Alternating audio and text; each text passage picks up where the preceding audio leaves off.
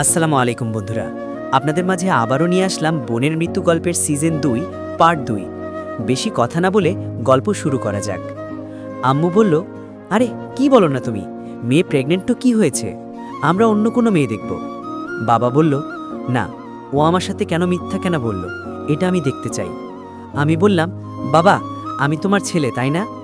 আমার কথা শুনে বাবা একটু চমকে আমার দিকে তাকিয়ে বলল, হঠাৎ এই কথা বললি কেন? আমি যদি গোপনে বাইরের কোনো ছেলের সাথে প্রেম করি তুমি কি জানতে পারবে? বাবা বলল, আমরা বাবা মা কষ্ট করে আমাদের সন্তানদের লালন করি তাই না? আমাদের কথা তো একটু চিন্তা করতে হবে তাই না? বুঝবি না আমাদের ভালো মন্দ? আমি বললাম, বাবা আজকাল ছেলে মেয়েদের 18 বছর বয়স হওয়া লাগে না, তার আগেই হয়ে যায়। তারা মা পেট থেকে হওয়ার পর কখন প্রেম করবে এই চিন্তা করে। আর আজকাল মেয়েদের বিয়ের বয়স 10 হলে বেশি, 18 হলে তো 3 থেকে 4টা বাচ্চা কাচ্চা থাকে। থাক, আমি সেসব কথা বলতে চাই না। তবে আজকাল মেয়েদের ফিজিক্যালভাবে রিলেশনে জড়িয়ে পড়ে, আর ফিজিক্যালভাবে রিলেশনে না জড়ায় তারা থাকতে পারে না। তবে বাবা কাউকে বিশ্বাস করা যায় না। বাবা এ পর্যন্ত বলে আমি চুপ করলাম। বাবা এবং আম্মু আমার দিকে এক দৃষ্টিতে তাকিয়ে আছে, চোখের পলক যেন পড়তেছে না। আমি একটু জুড়ে বললাম, বাবা। আমার ডাক শুনে বাবা বলল, আমার ছেলে দেখি এখন অনেক বড় হয়ে গেছে। আম্মুও বাবা মতো বলল, তাই তো দেখছি। আম্মু বলল, আমার ইদানিং কেন জানি মনে হচ্ছে তুইও কোনো মেয়ের প্রেমে পড়েছিস। আমি বললাম, আম্মু তুমি কিভাবে জানলে? এই রে, কি থেকে কি বলে ফেললাম। আমি আম্মুর কথা শুনে একটু থমকে গেলাম। মনে হচ্ছিল মুখ থেকে সব সত্যি বের হয়ে যাবে। আমি দ্রুত নিজেকে সামলে নিয়ে বললাম, না আম্মু, এমন কিছু না, তুমি বেশি ভাবছ। আম্মু আমার দিকে তাকিয়ে হালকা হাসি দিল, কিন্তু সেই হাসির ভিতরে একটা সন্দেহ ছিল। আমি তোর মা রে, তোর চোখ দেখলেই বুঝি তোর ভিতরে কি চলতেছে। বাবা তখন চুপচাপ সব শুনতেছিল। হঠাৎ গম্ভীর গলায় বলল, দেখ রনি, যদি কারো সাথে কিছু থাকে আমাদের লুকানোর দরকার নাই, আমরা তো তোর শত্রু না। আমি মাথা নিচু করে রইলাম। মনে হচ্ছিল রিয়া আর তাসলিমা দুইজনের কথাই মাথার ভিতরে ঘুরপাক খাচ্ছে। হঠাৎ আমি বললাম, বাবা যদি আমি কাউকে পছন্দ করি কিন্তু পরিস্থিতি খুব খারাপ হয় তখন কি করবা? বাবা একটু চুপ থেকে বলল, মানুষের জীবন সহজ না, কিন্তু সত্যি থাকলে সব ঠিক হয়, মিথ্যা দিয়ে জীবন চলে না। এই কথাটা শুনে আমার বুকটা ধক করে উঠল। তাসলিমার কথা মনে পড়তেই ভিতরটা কেমন ভারী হয়ে গেল। আম্মু বলল, কে সেই মেয়ে, নামটা বল। আমি কিছু বলার আগেই আমার ফোনটা বেজে উঠল। স্ক্রিনের নাম দেখে আমি আরও অবাক, তাসলিমা কলিং। আমার হাত কাঁপতে শুরু করলো। আম্মু বলল, কে ফোন দিছে? আমি একটু থেমে বললাম, একটা বন্ধু। বাবা বলল, রিসিভ কর, দেখি কি বলে। আমি ফোনটা রিসিভ করলাম। ওপাশ থেকে কান্না ভিজা কণ্ঠ, রনি তুমি আসবা, আমি খুব বড় সমস্যায় আছি। আমি ঘাবড়ে গিয়ে বললাম, কি হয়েছে, তুমি ঠিক আছো? তাসলিমা কাঁদতে কাঁদতে বলল, সবাই আমাকে দোষ দিচ্ছে, আমি আর পারতেছি না। তুমি যদি আজ না আসো হয়তো আমি বাঁচব না। আমার বুক কেঁপে উঠল। আমি তাড়াতাড়ি উঠে দাঁড়িয়ে বললাম, বাবা আমাকে এখনই বাইরে যেতে হবে। বাবা রাগান্বিত গলায় বলল, এই অবস্থায় কোথায় যাবি? আমি দৃঢ় কণ্ঠে বললাম, একজনের জীবন মরণ সমস্যা, আমাকে যেতেই হবে। আম্মু উদ্বিগ্ন হয়ে বলল, কে সেই মেয়ে, তুই কি ওর জন্য এতটা চিন্তা করছিস? আমি আর কিছু না বলে দ্রুত দরজার দিকে হাঁটতে লাগলাম। মনে মনে শুধু একটা কথাই ঘুরছিল, তাসলিমার সাথে আসলে কি হয়েছে। আর ঠিক তখনই আমার ফোনে আবার একটা মেসেজ আসলো, রনি সাবধানে আসো, ওরা তোমাকেও ছাড়বে না। আমি থেমে গেলাম। মাথার ভিতর একটা ভয়ঙ্কর প্রশ্ন ঘুরতে লাগলো, ওরা কারা? মেসেজটা দেখে একদম স্থির হয়ে গেলাম। হাত পা ঠান্ডা হয়ে আসতেছে। মনে হচ্ছিল এটার সাধারণ কোনো ঘটনা না, বড় কিছু ঘটতে যাচ্ছে। আমি পিছন ফিরে দেখলাম আম্মু আর বাবা দুজনেই আমার দিকে তাকিয়ে আছে। বাবা বলল, কি হয়েছে, দাঁড়িয়ে আছিস কেন? আমি নিজেকে সামলে বললাম, কিছু না বাবা, একটু জরুরি কাজ। বাবা কড়া গলায় বলল, দেখ রনি, কিছু লুকাবি না, আমি বুঝতেছি কিছু একটা সমস্যা আছে। আমি আর কিছু না বলে দ্রুত বাইরে বের হয়ে গেলাম। রাত তখন প্রায় 9টা, রাস্তা ফাঁকা, বাতাস ঠান্ডা, কিন্তু আমার ভিতরে আগুন জ্বলতেছে। আমি একটা রিকশা নিয়ে সরাসরি তাসলিমাদের বাসার দিকে রওনা দিলাম। যতই কাছে যাচ্ছি ততই বুক ধুকপুক করতেছে। হঠাৎ দেখি বাসার সামনে অনেক লোকজন, পুলিশের গাড়িও দাঁড়িয়ে আছে। আমার বুক কেঁপে উঠল, এখানে পুলিশ কেন? আমি দৌড়ে ভিতরে ঢুকতে গেলাম, কিন্তু এক পুলিশ আমাকে আটকে দিল। এই কোথায় যাচ্ছেন? আমি বললাম, আমি তাসলিমার বন্ধু, ও আমাকে ডাকছে। পুলিশ আমার দিকে তাকিয়ে বলল, দেরি হয়ে গেছে। আমি থমকে গেলাম, মানে? পুলিশ বলল, মেয়েটা আত্মহত্যা করার চেষ্টা করছিল, এখন হাসপাতালে নেওয়া হয়েছে। আমার মাথা ঘুরে গেল। কি? আমি এক মুহূর্ত দেরি না করে আবার হাসপাতালে ছুটলাম। হাসপাতালে গিয়ে দেখে জরুরি বিভাগের সামনে দাঁড়িয়ে আছে কয়েকজন অচেনা লোক। তাদের চেহারা দেখে মনে হচ্ছিল এরা সাধারণ মানুষ না। একজন আমার দিকে তাকিয়ে মোবাইলে কারো সাথে কথা বলল। হ্যাঁ, ছেলেটা এসে গেছে। আমার শরীর কেঁপে উঠল। আমি মনে মনে বললাম, ওরা কি আমার জন্য অপেক্ষা করছিল? ঠিক তখনই পেছন থেকে একটা পরিচিত কণ্ঠ, রনি, এখানে এসো না। আমি ঘুরে দেখি রিয়া দাঁড়িয়ে আছে। আমি অবাক হয়ে বললাম, তুই এখানে? তুই তো থাইল্যান্ড যাওয়ার কথা বলছিলি। রিয়া দৌড়ে এসে আমার হাত ধরল, চোখে ভয় স্পষ্ট। সব মিথ্যে ছিল, তোরে বাঁচানোর জন্য বলছিলাম। আমার মাথা একদম কাজ করা বন্ধ করে দিল। মানে কি হচ্ছে এসব? রিয়া কাঁদতে কাঁদতে বলল, তুই যেই কেসে পড়ছিস এটা সাধারণ কিছু না। তাসলিমা, আমি আর তুই, আমরা সবাই একটা বড় খেলার মধ্যে পড়ে গেছি। আমি স্তব্ধ হয়ে গেলাম। কিসের খেলা? রিয়া আমার চোখের দিকে তাকিয়ে বলল, মাফিয়া। ঠিক তখনই সেই অচেনা লোকগুলো আমাদের দিকে এগিয়ে আসতেছিল। একজন হাসতে হাসতে বলল, রনি, অনেক দৌড়াইছ, এবার শান্ত হয়ে চল। আমি রাগে বললাম, আমি কোথাও যাব না, আগে বলো তাসলিমা কোথায়? লোকটা একটু হেসে বলল, ও এখনও বেঁচে আছে, কিন্তু কতক্ষণ থাকবে সেটা তোমার উপর নির্ভর করে। আমার মাথা গরম হয়ে গেল। মানে কি? ঠিক তখনই পেছন থেকে আরেকজন ডাক দিল, ওকে বেশি চাপ দিও না। আমি ঘুরে তাকিয়ে দেখি একদম অবাক, আমার সিনিয়র স্যার। আমি হতবাক হয়ে বললাম, স্যার, আপনি এখানে?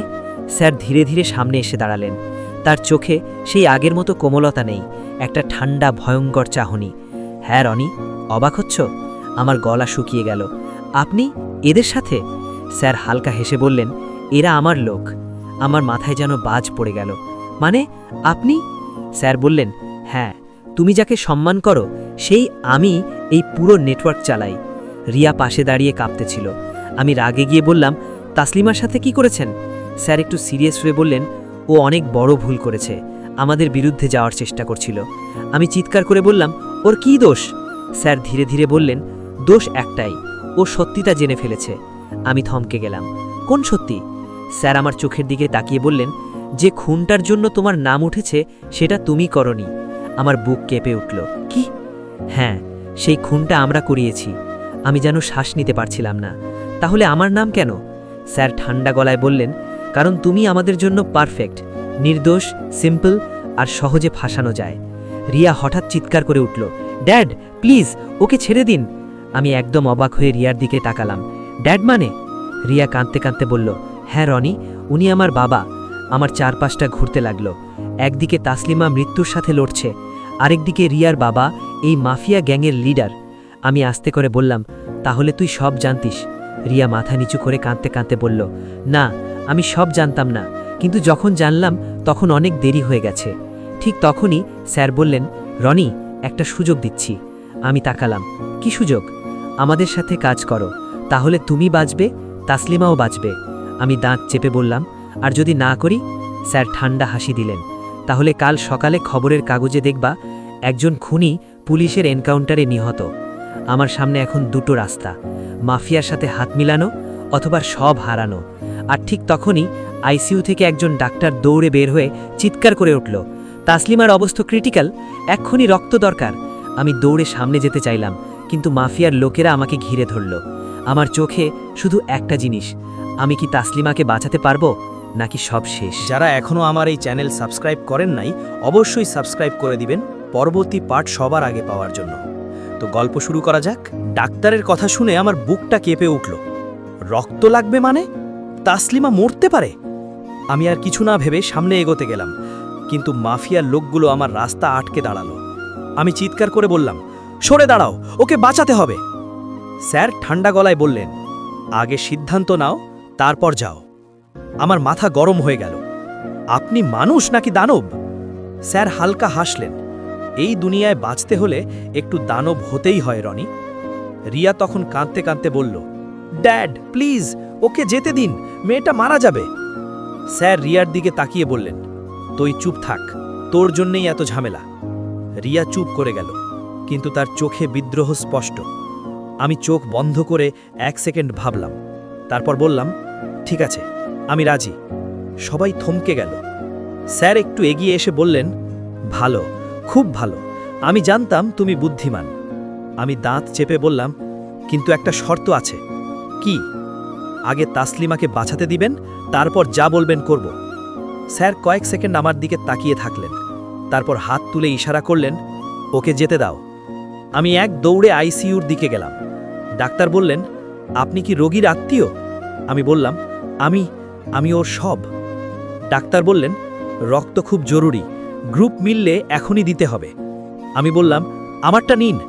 কিছুক্ষণ পর আমি বেডে শুয়ে আছি, আমার শরীর থেকে রক্ত নেওয়া হচ্ছে, আর পাশে কাঁচের ওপারে তাসলিমা মৃত্যুর সাথে লড়ছে। আমার চোখ দিয়ে পানি পড়ে গেল। তুই আমাকে ছেড়ে যাস না। হঠাৎ একটা নার্স দৌড়ে এসে বলল, পেশেন্ট রেসপন্স করছে। আমার বুকটা ধক করে উঠল। মানে ও বেঁচে উঠতে পারে। আমি দুর্বল শরীর নিয়ে উঠে দাঁড়ালাম। ঠিক তখনই পিছন থেকে স্যারের কণ্ঠ, ইমোশন শেষ, এখন কাজে আসো। আমি ধীরে ধীরে ঘুরে দাঁড়ালাম। স্যার বললেন, আজ থেকে তুমি আমাদের লোক। আমি ঠান্ডা গলায় বললাম, কি করতে হবে? স্যার হেসে বললেন, প্রথম কাজ তোমাকেই করতে হবে। আমার বুক ধকধক করতে লাগলো। কি কাজ? স্যার আমার চোখের দিকে তাকিয়ে বললেন, তাসলিমাকে শেষ করে দাও। আমি জমে গেলাম। কি বললেন? হ্যাঁ, ও বেঁচে থাকলে আমাদের সব শেষ। আমার চোখ লাল হয়ে গেল। একদিকে আমি যার জন্য জীবন দিচ্ছি, অন্যদিকে তাকে নিজ হাতে মারার আদেশ। রিয়া চিৎকার করে উঠল, ড্যাড, আপনি পাগল নাকি? স্যার রেগে বললেন, চুপ, এটা ব্যবসা। আমি ধীরে ধীরে আইসিইউর দরজার দিকে তাকালাম। মনে হচ্ছিল, আমি কি সত্যিই এটা করতে পারবো? ঠিক তখনই আমার ফোনে একটা মেসেজ আসলো, রনি, যদি বাঁচতে চাও আমাদের উপর ভরসা করো, আমরা তোমার পাশে আছি, পুলিশ। আমি অবাক হয়ে গেলাম। পুলিশ? তাহলে কি সব শেষ না? ফোনের মেসেজটা দেখে আমার মাথা ঘুরে গেল। আমরা পুলিশের স্পেশাল টিম, তোমার চারপাশে আছি, সময় মতো সিগন্যাল দাও। আমি বুঝে গেলাম, খেলা এখন দুই দিকেই চলছে। স্যার আমার দিকে তাকিয়ে বলল, কি হলো, চুপ করে আছো কেন? আমি নিজেকে শক্ত করে বললাম, আমি কাজটা করব। রিয়া চমকে উঠে বলল, রনি, তুই পাগল হয়ে গেছিস?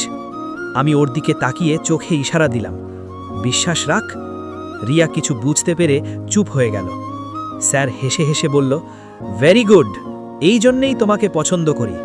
তারপর একটা ছোট পিস্তল আমার হাতে ধরিয়ে দিল, যাও, শেষ করে আসো। আমার হাত কাঁপতেছিল। আমি ধীরে ধীরে আইসিইউর দরজার সামনে গিয়ে দাঁড়ালাম। ভিতরে দেখি তাসলিমা নিঃশ্বাস নিচ্ছে কষ্ট করে, মুখে অক্সিজেন মাস্ক। আমার চোখ ভিজে গেল।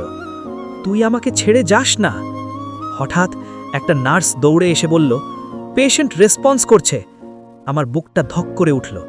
মানে ও বেঁচে উঠতে পারে। আমি দুর্বল শরীর নিয়ে উঠে দাঁড়ালাম। ঠিক তখনই পিছন থেকে স্যারের কণ্ঠ, ইমোশন শেষ, এখন কাজে আসো। আমি ধীরে ধীরে ঘুরে দাঁড়ালাম। স্যার বললেন, আজ থেকে তুমি আমাদের লোক। আমি ঠান্ডা গলায় বললাম, কি করতে হবে? স্যার হেসে বললেন, প্রথম কাজ তোমাকেই করতে হবে। আমার বুক ধকধক করতে লাগলো। কি কাজ? স্যার আমার চোখের দিকে তাকিয়ে বললেন, তাসলিমাকে শেষ করে দাও। আমি জমে গেলাম। কি বললেন? হ্যাঁ, ও বেঁচে থাকলে আমাদের সব শেষ। আমার চোখ লাল হয়ে গেল। একদিকে আমি যার জন্য জীবন দিচ্ছি, অন্যদিকে তাকে নিজ হাতে মারার আদেশ। রিয়া চিৎকার করে উঠল, ড্যাড, আপনি পাগল নাকি? স্যার রেগে বললেন, চুপ, এটা ব্যবসা। আমি ধীরে ধীরে আইসিইউর দরজার দিকে তাকালাম। মনে হচ্ছিল, আমি কি সত্যিই এটা করতে পারবো? ঠিক তখনই আমার ফোনে একটা মেসেজ আসলো, রনি, যদি বাঁচতে চাও আমাদের উপর ভরসা করো, আমরা তোমার পাশে আছি, পুলিশ। আমি অবাক হয়ে গেলাম। পুলিশ? তাহলে কি সব শেষ না? ফোনের মেসেজটা দেখে আমার মাথা ঘুরে গেল। আমরা পুলিশের স্পেশাল টিম, তোমার চারপাশে আছি, সময় মতো সিগন্যাল দাও। আমি বুঝে গেলাম, খেলা এখন দুই দিকেই চলছে। স্যার আমার দিকে তাকিয়ে বলল, কি হলো, চুপ করে আছো কেন? আমি নিজেকে শক্ত করে বললাম, আমি কাজটা করব। রিয়া চমকে উঠে বলল, রনি, তুই পাগল হয়ে গেছিস? আমি ওর দিকে তাকিয়ে চোখে ইশারা দিলাম, বিশ্বাস রাখ। রিয়া কিছু বুঝতে পেরে চুপ হয়ে গেল। স্যার হেসে হেসে বলল, ভেরি গুড, এই জন্যেই তোমাকে পছন্দ করি। তারপর একটা ছোট পিস্তল আমার হাতে ধরিয়ে দিল, যাও, শেষ করে আসো। আমার হাত কাঁপতেছিল। আমি ধীরে ধীরে আইসিইউর দরজার সামনে গিয়ে দাঁড়ালাম। ভিতরে দেখি তাসলিমা নিঃশ্বাস নিচ্ছে কষ্ট করে, মুখে অক্সিজেন মাস্ক। আমার চোখ ভিজে গেল।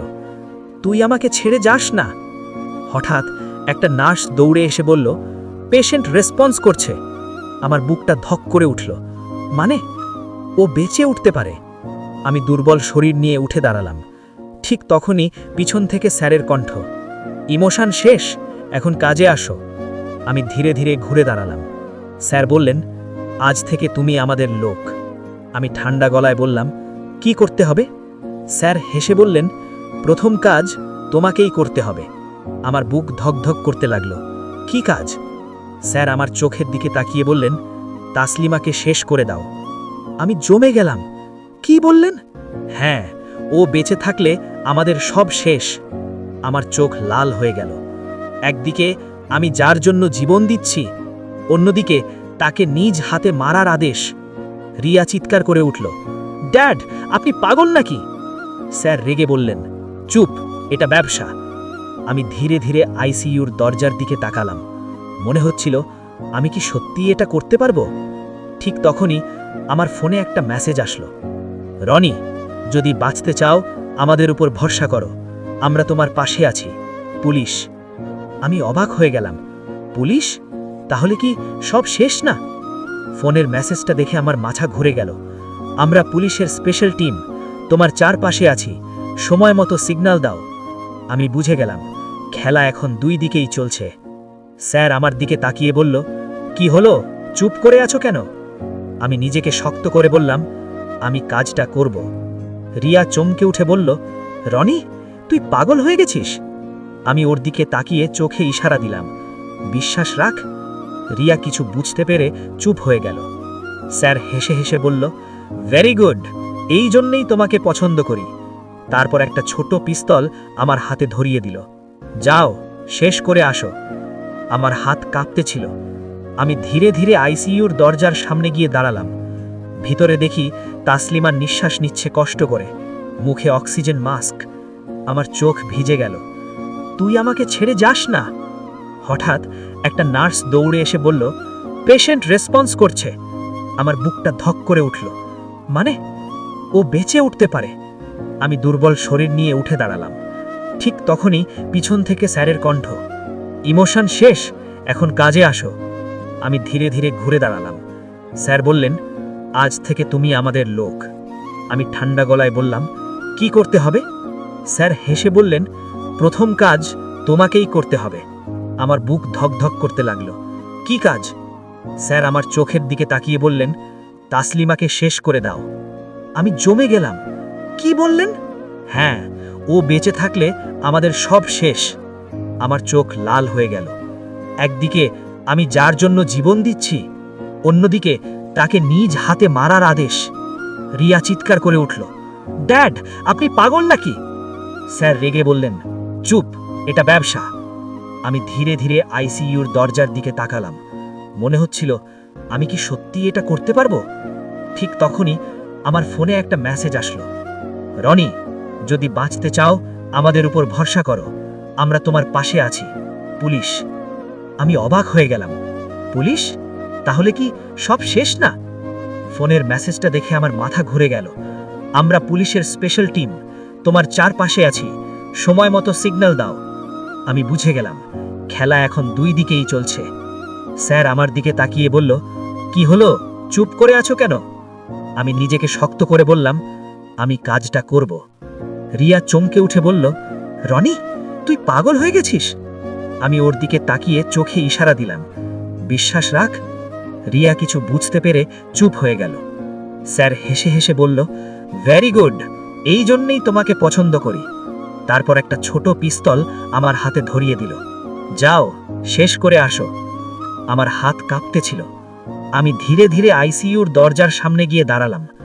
ভিতরে দেখি তাসলিমা নিঃশ্বাস নিচ্ছে কষ্ট করে, মুখে অক্সিজেন মাস্ক। আমার চোখ ভিজে গেল। তুই আমাকে ছেড়ে যাস না। হঠাৎ